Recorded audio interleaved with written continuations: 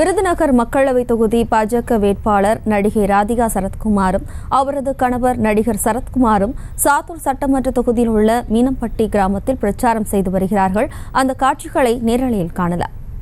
ஒரு சிறப்பான ஒரு நல்ல பாலமாக இங்க இருந்து உங்க தொகுதியிலிருந்து டெல்லிக்கு ரொம்ப சுலபமா உங்களுக்கு என்ன உங்க தேவைகள் என்னவோ உங்களுக்கு என்னென்ன செய்யணுமோ நான் அதை சிறப்பா செஞ்சு செயல்படுவேன். இதுதான் முக்கியமாக இந்த ஏரியால பட்டாசு தொழில் நிறைய பிரச்சனைகள் இருக்கிறது. நான் ஒன்னே ஒன்று சொல்ல கடமைப்பட்டிருக்கிறேன். நீங்க முதல்ல அது புரிஞ்சுக்கங்க. செய்யற இடத்துல நான் இருக்கேன், செய்ய முடியும்ங்கிற நம்பிக்கை மத்திய அரசு கொடுத்து விட்டார்கள். ஆனால் இந்த தேர்தல் முடிந்தவுடன் அது கோர்ட்ல கடைசி பேப்பர் இருக்கு. அந்த பேப்பர் உங்க பச்சை உப்புக்கும் சரவெடிக்கும்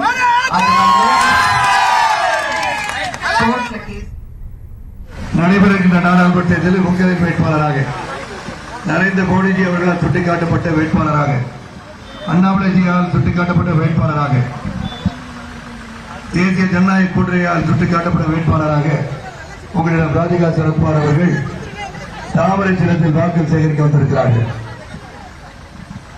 அவரை வேட்பாளராக அறிவித்தவுடனேயே இந்த பாராளுமன்றத்துக்கு உட்பட்ட 6 சட்டமன்ற தொகுதியின் பிரச்சனைகளை சிறப்பாக ஆய்வு செய்து அந்த திட்டங்களை எல்லாம் உங்கள் பிரச்சனைகளால் தீர்த்து வைக்க வேண்டும் என்ற எண்ணத்தில் பயணித்துக் கொண்டிருப்பவர் உங்கள் வேட்பாளர் ராதிகா சரத்குமார் அவர்கள்.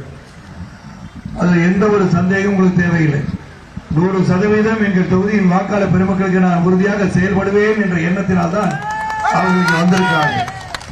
முக்கியமாக இந்த பகுதியில் பட்டாசு தொழில் நசித்து விடாமல் நிச்சயமாக ஏற்கனவே அண்ணாமலைஜி அவர்களும் நிர்மலா சீதாராமன் அவர்களும் லைட்டர் வரும்போது, சீனா லைட்டர் வரும்போதே அதை தடுத்து நிறுத்திடுவார்கள் என்பதை நீங்கள் புரிந்து கொள்ள வேண்டும். தீக்குச்சி தொழிலை நசிய விடாமல் செய்து அந்த லைட்டரை திருப்பி வாங்க முடியாம பண்ணது யாரு? மோடிஜியின் ஆட்சி. ஆக உங்களுக்காக இப்ப நிலுவையிலை வழக்கு நீதிமன்றத்தில் இருந்தாலும் கூட பச்சை உப்பை வெளிநாடுகளில் எங்கும் தடை செய்யல.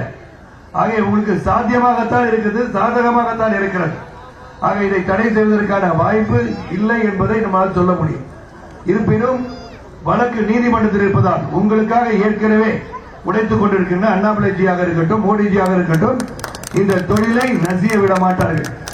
நாங்களும் அதை உறுதி கூறி இந்த தொழில் சிறப்பாக நடக்க, மேலும் சிறப்பாக நடக்க, இந்த தொழில் பெறுவதற்கு மட்டுமல்லாமல் இந்த பகுதிகளில் வேறு என்ன தொழிற்சாலையை கொண்டு வரலாம், படித்த இளைஞர்களுக்கு எப்படி வேலை வாய்ப்பை அதிகரிக்கலாம் என்ற எண்ணத்தில் நாம் பயணிக்க வேண்டும்.